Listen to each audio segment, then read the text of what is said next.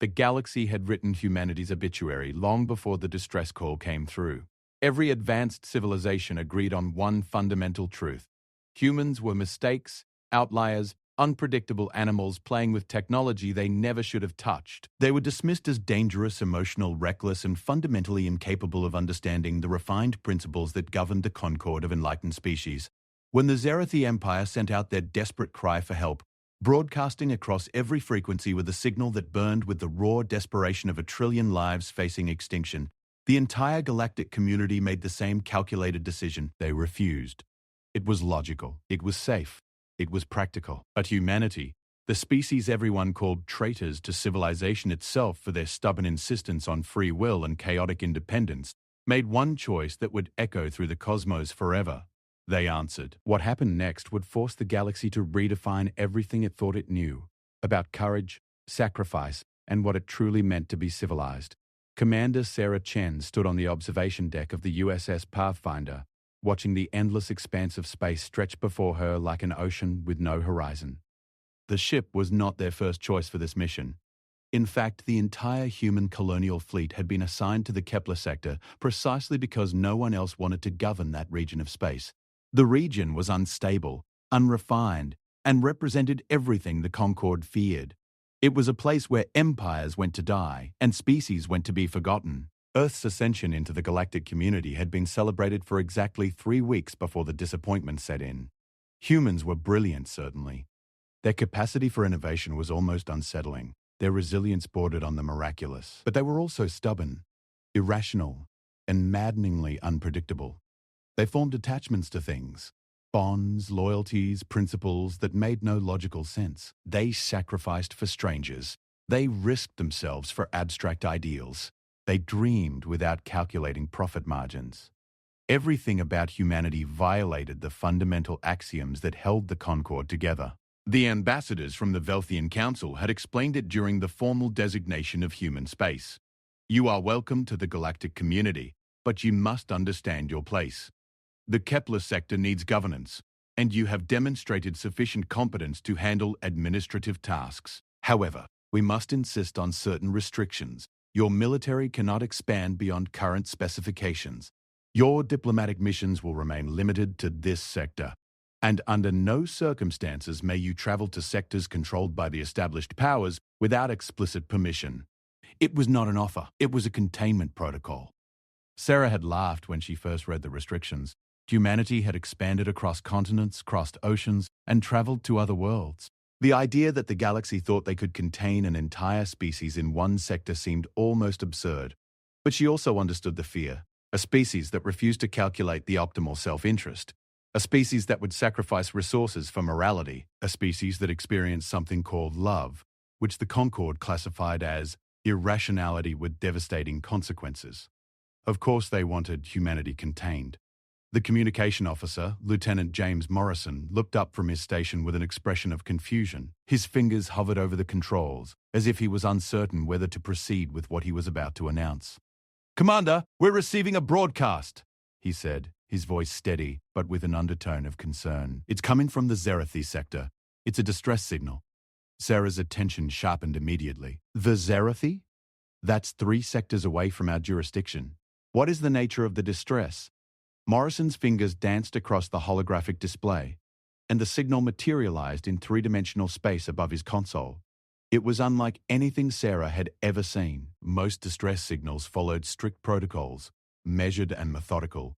This one burned with wild desperation, a signal that screamed across every available frequency, with the uncontrolled energy of pure panic. "It's not a standard emergency broadcast," Morrison continued, his eyes narrowing as he analyzed the data. "The signal structure is degrading. Whatever is happening, it's happening very quickly. From the pattern analysis, I'd estimate this is a planetary distress call. The Zerathi have 4 main worlds in their territory. Based on the signal origin point, this appears to be coming from Zereth Prime." The entire bridge fell silent. Zereth Prime was the cultural and political heart of the Zerathi Empire. The Zerathi were one of the most powerful civilizations in the known galaxy. They had existed for over 40,000 years. Their technology was refined to the point of appearing almost like magic to younger species. Their military was legendary. The idea that they would be sending out an emergency distress call was like watching mountains cry for help. "Put the signal on the main channel," Sarah commanded. "Let me hear it." The audio that emerged was haunting. It began with formal announcements in the HFY language, a liquid sound like water flowing over crystal. But beneath the composed exterior, Sarah could hear it, the desperate undertone that screamed for salvation. The words she could partially understand through the universal translator spoke of catastrophe, of systems failing, of something approaching. Then came something that made her blood run cold. An explicit request for aid from any civilization that could receive the signal.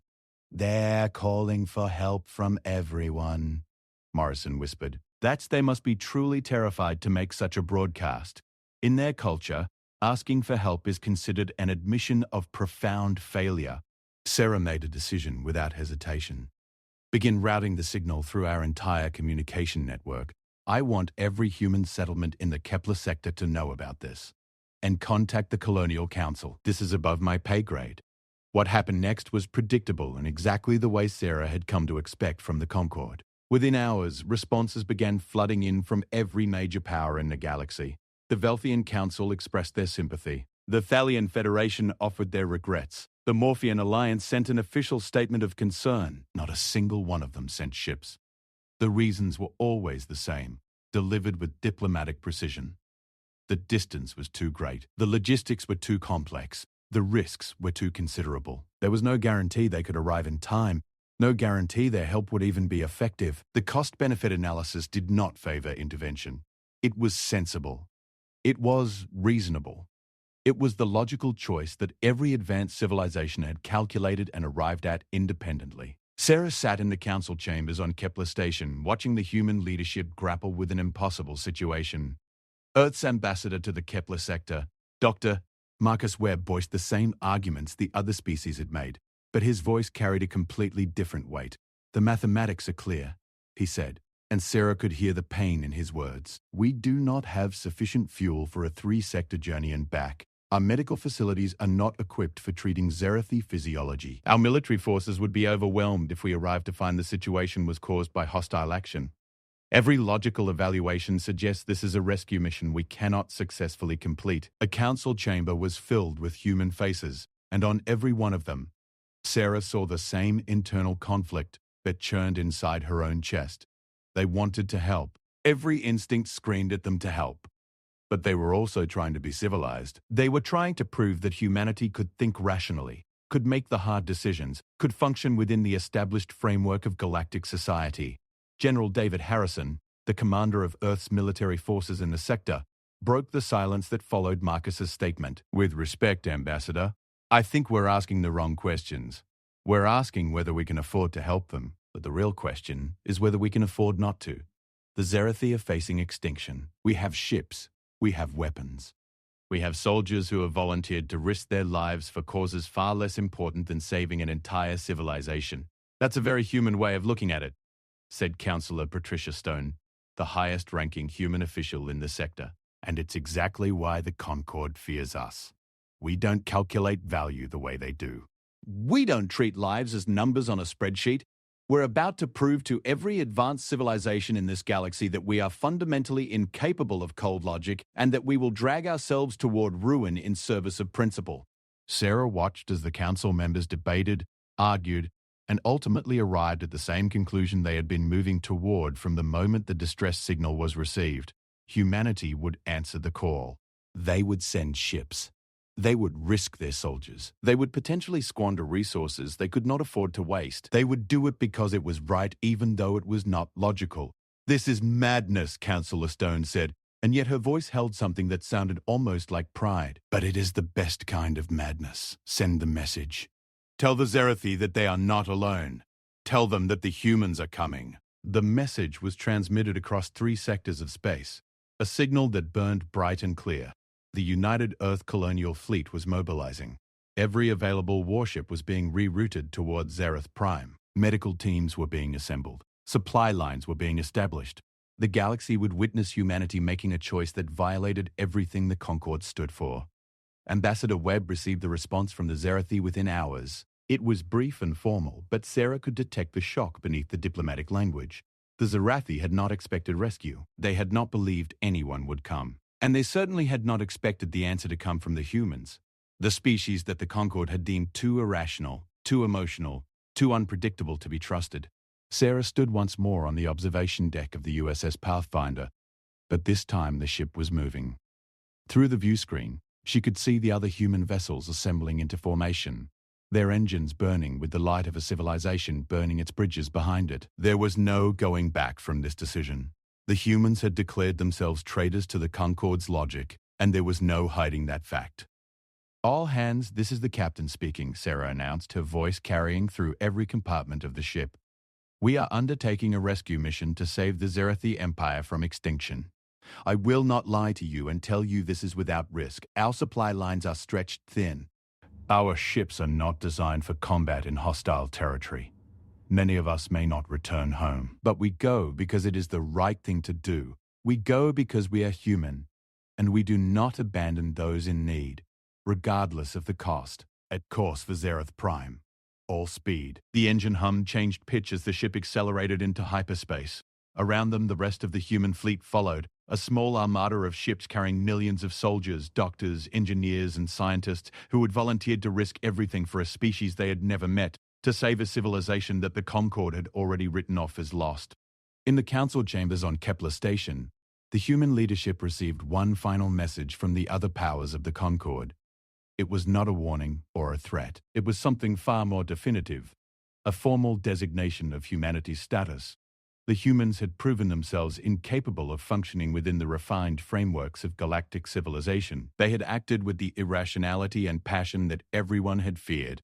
They had violated the fundamental principles of logical self-interest, and therefore, effective immediately, humanity was reclassified from members of the Concorde to what was formerly known as unreliable parties operating against galactic consensus. There was a simple word for it: traitors. Marcus Webb received the message and smiled. Then he sent his own transmission to the fleet, knowing that Sarah and her crew would receive it within the hour. The human fleet was not just on a rescue mission anymore. They were proving something far more important. They were showing the galaxy that being rational and being civilized were not the same thing. They were demonstrating that humanity's greatest strength was not their intelligence or their technology, but their fundamental unwillingness to sacrifice others for the sake of convenience. The USS Pathfinder accelerated deeper into the void, carrying its crew toward a destiny neither they nor the galaxy could predict. Whatever they would find at Zerath Prime, it would change everything. And for the first time since leaving Earth, Sarah Chen allowed herself to feel something that the Concorde would classify as a completely illogical emotion: hope. The journey to Zerath Prime took 17 days of continuous hyperspace travel.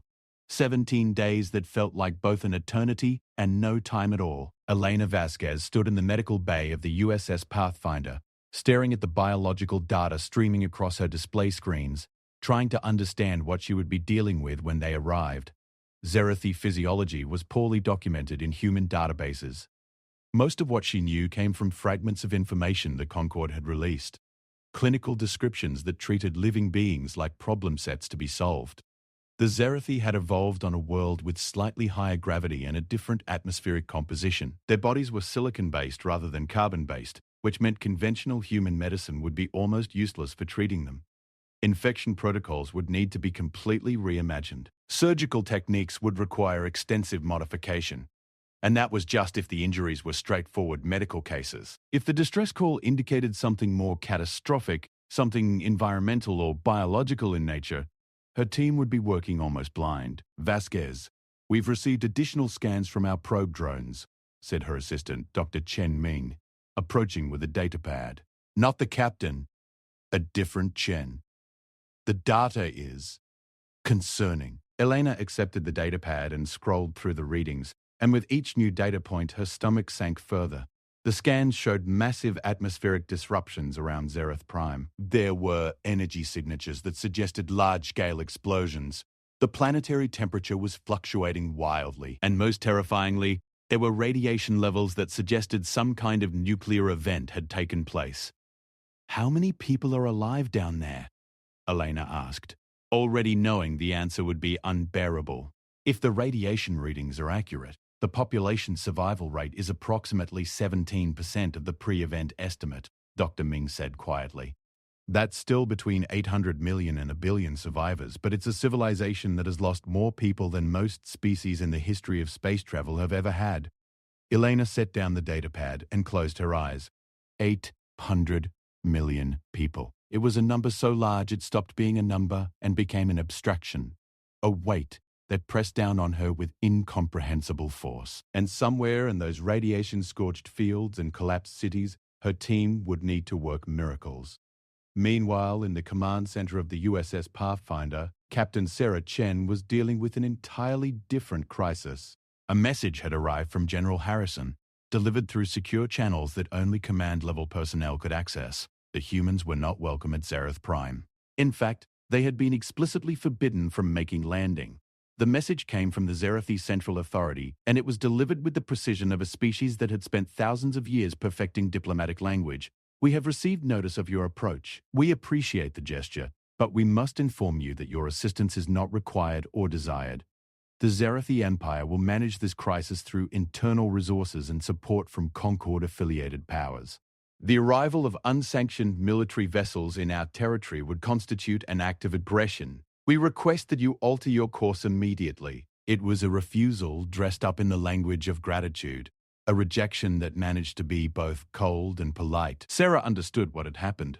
The other powers of the Concord had gotten to the Zerathi first, had explained that accepting help from humans would be accepting help from traitors, that to receive aid from humanity would be to acknowledge that the Concord was not sufficient, that even the most advanced civilizations sometimes needed the irresponsible and unpredictable.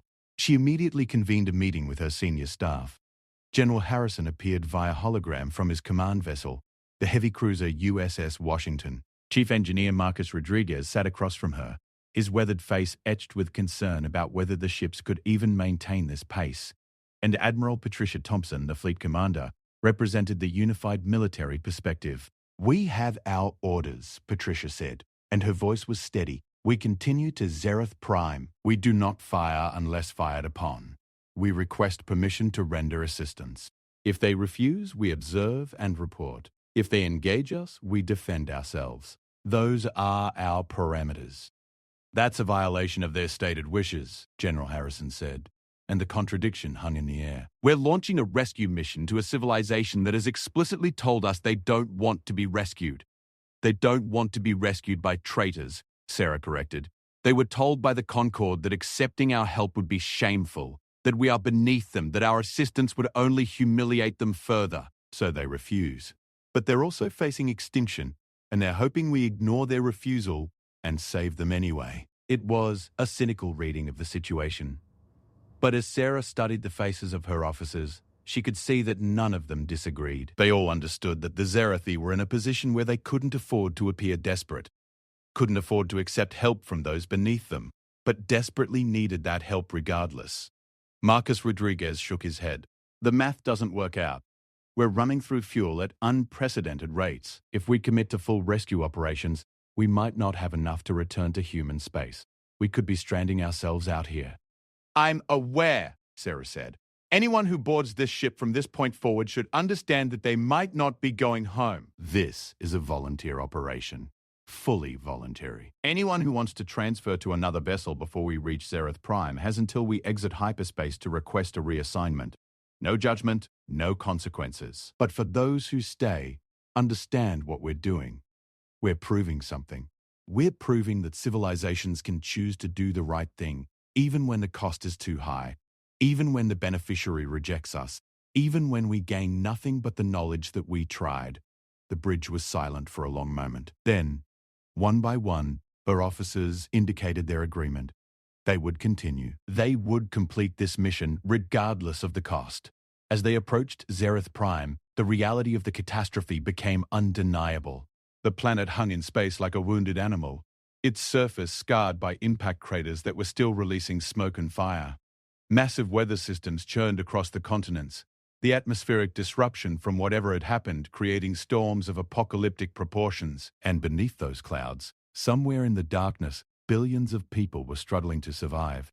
The Zerathi military began transmitting warnings the moment the human fleet came within weapons range, demands to turn back, Threats of defensive action, assurances that any attempt at landing would be met with lethal force. Sarah listened to each warning without responding, simply maintaining their approach vector. The Zerathi would not fire on a vessel that was only requesting permission to help. They couldn't. To do so would be to commit an act of war against someone trying to save them, and that would be a stain on their honor that no amount of logic could justify. "We're receiving a new transmission," Communications Officer Morrison reported. His voice carried the weight of something significant. "It's in Zerathi, but the universal translator is struggling with the emotional content. Let me clean it up." "Commander, I think you need to hear this." The voice that came through the speakers was older, carrying the weight of authority that only comes from someone accustomed to power.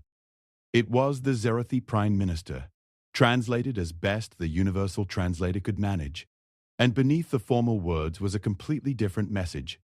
"To the human fleet from the Kepler sector, I am Prime Minister Karl Fear of the Zerathi Empire. My government has transmitted orders forbidding your assistance.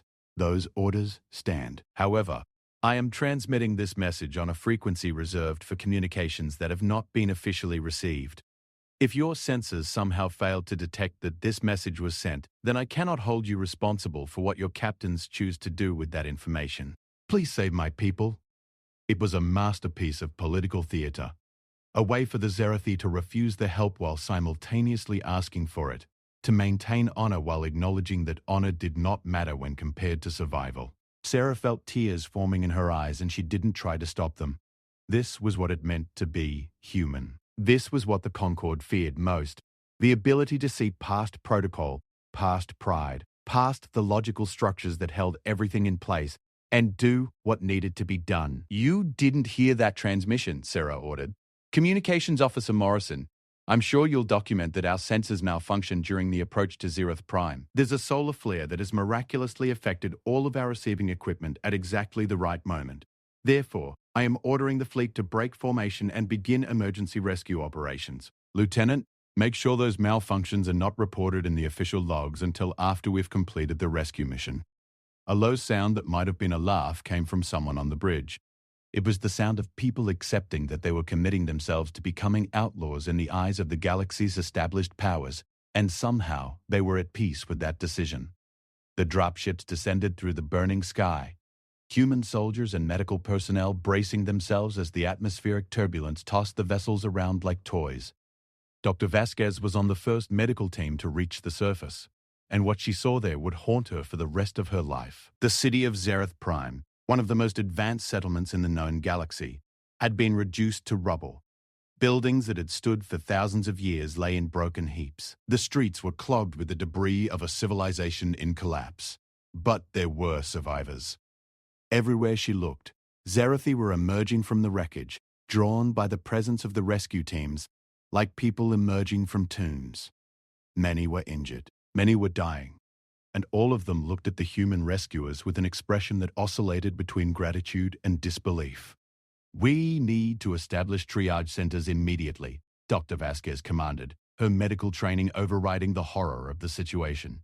"Someone find me the highest-ranking Zerathi official still alive. We need to understand the extent of the damage and what caused it." Over the next 12 hours, the answer became clear. It was not a natural disaster, though for a brief moment that would have been preferable. It was an act of war. Specifically, it was an act of war committed by the rival Thalian Federation, who had decided that Zerathi expansion posed an existential threat to their own power, and that a preemptive nuclear strike was the only logical response. The Concorde had known. That was the revelation that made Sarah's blood run cold when she received the full briefing. The other advanced civilizations in the galaxy had known that the Thalians were preparing the strike. They had known, and they had done nothing because the conflict between the Thalians and Zerathi did not directly affect them. They had calculated the variables, determined that intervention was not in their best interest, and allowed genocide to proceed unopposed. And then the humans had come. The species they had deemed traitors and fools, the ones they had tried to contain in a distant sector. The humans had violated protocol, broken agreements, risked everything, and saved 800 million lives. They had done the illogical thing. They had done the right thing. As Sarah stood in the temporary command post that had been established on Zerath Prime, watching her people rescue Zerathi civilians from the rubble, She received a transmission that confirmed the final piece of the picture. The Concorde had issued a formal statement. The human fleet was being charged with violation of multiple agreements. They had entered a restricted sector without authorization. They had provided military assistance to a non-human civilization. They had violated the sovereignty of the Zerathi Empire by landing without permission. And they had proven, beyond any shadow of a doubt, that humanity did not belong to the Concorde. Captain, General Harrison's voice crackled over the communication channel. I've been analyzing the fuel reserves. We have enough to get home, but it will be cutting it very close. We'll arrive back in human space with minimal resources. Sarah looked out at the devastation, at the thousands of Zerathi who would die without the continued presence of the human medical teams, at the civilization hanging on the edge of extinction, and she made her final decision. We're not leaving, she said. Redirect all available supplies to the rescue operation. If we run out of fuel, we dock in Zerathi spaceport and become a ground installation. No human leaves Zerath Prime until every person who can be saved is saved. That's an order. In the ruins of the greatest city in the Zerathi Empire, humanity was redefining what it meant to be civilized.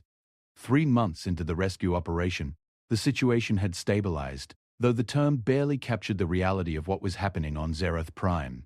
The human forces had become integrated with Zerathi survivors in a way that no one had predicted. Medical teams worked alongside Zerathi physicians who had lost everything but their knowledge. Engineers collaborated with Zerathi counterparts to rebuild critical infrastructure. Soldiers stood guard alongside Zerathi security forces to maintain order in a society being rebuilt from ashes. Captain Sarah Chen stood in what had once been the Zerathi Prime Minister's office and was now the Joint Command Center for the rescue operation. The walls still bore scorch marks from the nuclear detonations that had nearly destroyed the world. Prime Minister Kael'thir stood beside her, and where Sarah had expected to find resentment in the aging Zerathi leader's eyes, she found something completely different: respect, and something that might even have been called friendship. We have completed the biological census, Kael'thir said, his voice carrying the weight of terrible knowledge. The strikes killed 970 million of our people. 1,200,000,000 survived. The Thalians attempted to erase us from existence, and they nearly succeeded. Without the humans, the number of survivors would have been significantly lower. Our entire species owes its continued existence to those you were told to ignore. Sarah nodded, not entirely trusting herself to speak. The rescue operation had cost humanity dearly. 4 ships of the human fleet had been diverted to serve as temporary refugee shelters. Fuel reserves were critically depleted. The human soldiers had taken casualties, though mercifully far fewer than might have been expected. But the real cost would come later, when the galaxy realized what had happened here. A communication alert chimed, and the screens across the command center flickered to life. Multiple contacts were approaching the Zerath system simultaneously. Not rescue vessels, military vessels. The flags of the Concorde's greatest powers filled the display screens like a gathering storm. They're demanding we stand down, Morrison reported from the communications station. His voice was steady, but Sarah could detect the underlying fear. The Velthian Council, the Thalian Federation, the Morphean Alliance, and the Crystalline Collective. They're forming a blockade of the planet, and they're demanding the immediate withdrawal of human forces. Sarah exchanged a glance with Kael'thir, and in that glance passed an understanding that transcended species differences. The galaxy had decided. Whatever goodwill might exist, it was not enough to overcome the danger that humanity represented. The humans had proven themselves to be unpredictable variables in a system that depended on predictability. They had violated the established order, and now they would be removed from the equation by force if necessary. General Harrison's voice came through the communication system before Sarah could respond. Captain, we have hostile vessels moving to intercept our remaining ships. They're demanding we evacuate all personnel immediately or face military action. Admiral Thompson is requesting permission to defend our positions. This was the moment, Sarah realized. This was where it all came down to the fundamental choice that had driven humanity's decision from the beginning. They could fight. They probably would lose, but they could make it costly. They could defend themselves and the Zerathi. Or they could accept that they had completed their mission. The billion people alive on Zerath Prime would survive. The species would endure. And the humans could withdraw with some minimal amount of resources intact. No combat, Sarah ordered. Stand down all weapons. Begin orderly evacuation of non-essential personnel. Medical teams remain in place until the very last moment. General Harrison, I want you and Admiral Thompson to coordinate a phased withdrawal. Last humans off the planet are medical personnel. And don't any of you dare leave until every Zerathi who needs treatment has been transferred to care from the Zerathi medical teams we've trained. She paused, then added, and make sure to log everything. Every rescue, every medical procedure, every life saved. I want the galaxy to have a complete record of what we did here. Let them judge us for saving 1 billion lives. The evacuation took 3 weeks. The Concorde vessels maintained their blockade, threatening but not yet engaging. It was a war of attrition and patience, a demonstration of control that made Sarah's blood boil, even as she understood the strategic calculation. They were not attacking because they wanted to provide the minimum cause for human retaliation. But Galaxy's greatest powers did not need to destroy humanity through direct combat. They simply had to contain them, isolate them, make it clear that independence came at a price too high to pay. The last dropship left Zerath Prime with medical teams from 3 different human military vessels and a single Zerathi figure that made Sarah's breath catch. Prime Minister Kael'thir had insisted on being the final Zerathi to leave the planet. Standing in the landing bay of the USS Pathfinder as the dropship ascended through the poisoned sky. I will testify to the Concorde, Kael'thir said, his silicon-based form seeming almost ethereal in the fluorescent lighting of the ship. I will tell them what you have done. I will tell them that humanity showed us a different way of understanding civilization. I will tell them that you risked extinction for people you had never met. And I will tell them that if the Concorde's understanding of civilization requires that we let billions die rather than accept help from those deemed unsuitable, then perhaps civilization needs to be redefined. The Concorde's response came within hours of the final human ship breaking orbit around Zerath Prime. It was a declaration so unprecedented that it caused shock ripples throughout human space. The United Earth Colonial Fleet was formally expelled from the Concorde of Enlightened Species. All trade agreements were terminated. All diplomatic relations were suspended. Any human vessel found in Concorde-controlled space would be subject to immediate confiscation. And most significantly, any civilization that continued to provide support to humanity would face similar sanctions. It was an isolation decree, a declaration that humanity had removed itself from the galactic community through its own irresponsible actions. The galaxy was closing its doors and the humans had only themselves to blame. Sarah Chen received the news while standing on the observation deck of the USS Pathfinder as it traveled through hostile space back toward the Kepler sector. She read the formal declaration twice, absorbing the finality of it, and then she activated the ship-wide communication system. All hands, this is Captain Chen, she announced. I'm sure most of you have received news of the Concorde's decision. We have been expelled from the galactic community for the crime of saving 1 billion lives. We have been declared unsuitable for the advanced society we were briefly allowed to join. We have been classified as traitors, and that classification will follow us for generations to come. And you know what? I'm proud of it. I'm proud that we chose compassion over calculation. I'm proud that we chose mercy over logic. I'm proud that we chose to be human. Whatever happens next, whatever challenges we face because of this decision, we will face them knowing that we did the right thing. We saved Zerath Prime. 1 billion people walk under the sun today because we refuse to accept the Concorde's logic. That is worth any price. The applause that erupted across every compartment of the ship was not the sound of a military force being mobilized. It was the sound of a people accepting their place as outsiders and finding strength in that identity. What happened next was something no one in the Concorde had anticipated. Prime Minister Kael'thir of the Zerathi Empire, speaking on behalf of a civilization that had been brought back from the brink of extinction, made an announcement that shook the foundations of galactic politics. The Zerathi would formally break from the Concorde. They would establish full diplomatic relations with humanity, and more than that, they would share their advanced technology with the humans, technology that would allow the human fleet to repair their ships, to establish self-sufficient systems, to transform from a colony struggling on the margins of galactic politics into a genuine independent power. The Velthian Council issued immediate sanctions against the Zerathi. The Thalian Federation began military preparations. The Morphean Alliance demanded that Kael'thir be removed from power. But it was too late. The action had created momentum. Other civilizations that had been carefully neutral, that had been watching to see how the galaxy would respond to humanity's transgression, began to reconsider. If the Concorde's answer to saving 1 billion lives was exile and punishment, perhaps the Concorde's moral framework needed to be examined more closely. 6 months after the evacuation from Zereth Prime, the USS Pathfinder docked at an orbital station that had been hastily constructed by the Zerethi in human space. It was the first permanent physical connection between the two civilizations, a monument to the bonds that had been forged in rescue and shared suffering. Sarah Chen walked through the corridors of the station, now bearing the joint human-Zerethi seal, and found herself in a chamber where Prime Minister Kael'thir was waiting. The aging leader looked even more fragile than before, but his eyes carried an intensity that transcended physical form. "I have news," Kael'thir said, and he gestured for Sarah to take a seat. "The Crystalline Collective has informed me that they are opening diplomatic channels with your government. They wish to discuss the possibility of limited trade agreements.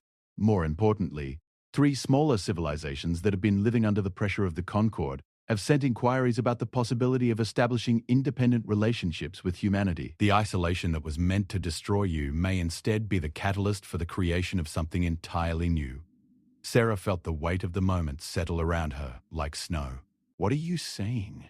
"I am saying that we have witnessed the emergence of a new order in galactic politics," Kael'thir explained. The Concorde built its framework on the assumption that logic and rational self-interest would always guide decision-making. They believed that civilization could be engineered, perfected, optimized. They did not account for the possibility that a species might choose to do something that could not be justified on those terms. They did not believe that people could look at an impossible situation and say, "We will try anyway." That belief cost them. "The Zerethi and those civilizations that are now following our path, we represent something the Concorde did not anticipate. A coalition built on choice rather than calculation, on compassion rather than optimization." Sarah leaned back and felt the weight of responsibility settle on her shoulders. The human fleet was no longer an isolated colonial outpost on the margins of the galaxy. They were becoming something unprecedented, the nucleus of a new galactic order, built not on the principles of advanced civilization, but on something simpler and perhaps far more powerful. Over the following years, the consequences of that single decision to answer the Zerethi distress call rippled outward in waves of changing politics, shifting alliances and fundamental reconsideration of what civilization truly meant. The Concorde did not collapse, but it was forced to reckon with the reality that not every species wanted to be optimized, that not every being wanted to subsume their emotional and ethical dimensions into the cold calculus of rationality. Humanity, the species the Concorde had deemed unsuitable for advanced civilization, became the bridge between the old order and something entirely new. The humans never dominated the galaxy, but they did something far more significant. They demonstrated that the Concorde's way was not the only way, that there were other paths to meaning, to fulfillment, to genuine civilization. And on Zereth Prime, as the planet slowly healed from the wounds of nuclear fire, children of both species grew up in a world where the Zerethi Empire and the humans had fought alongside each other for survival. Those children would grow up understanding something the Concorde had never truly grasped, that the bonds formed in shared struggle, the connections forged in crisis, the understanding that came from mutual vulnerability, these things created a civilization that was not merely efficient, but genuinely meaningful. Sarah Chen, in her final years of service, would receive visitors from across the emerging new alliance. Young Zerethi, who had been saved as children, would come to shake her hand. Representatives from the Crystalline Collective would discuss trade agreements and cultural exchanges. And she would sit in her office, watching the stars through the view screen, understanding that humanity's greatest achievement was not any technology they had created or any military victory they had achieved. Their greatest achievement was answering a distress call, answering it when the logical choice was to turn away, answering it when the safe choice was to hide, answering it when the Concorde had declared that such an action was beneath civilization. The galaxy would remember humanity not as conquerors or philosophers or scientists, but as something simpler. The species that chose compassion. The traders who proved that civilization was not about being perfect or optimized, but about being willing to risk everything for those in need. And perhaps that was the greatest victory of all. The humans had not changed the galaxy through force or through technology. They had changed it by reminding everyone that civilization at its core was about one fundamental choice. Would you save your neighbor, even if it cost you everything? The Concorde said no. The humans said yes. And in that answer lay the seeds of a new order that the galaxy was only beginning to understand.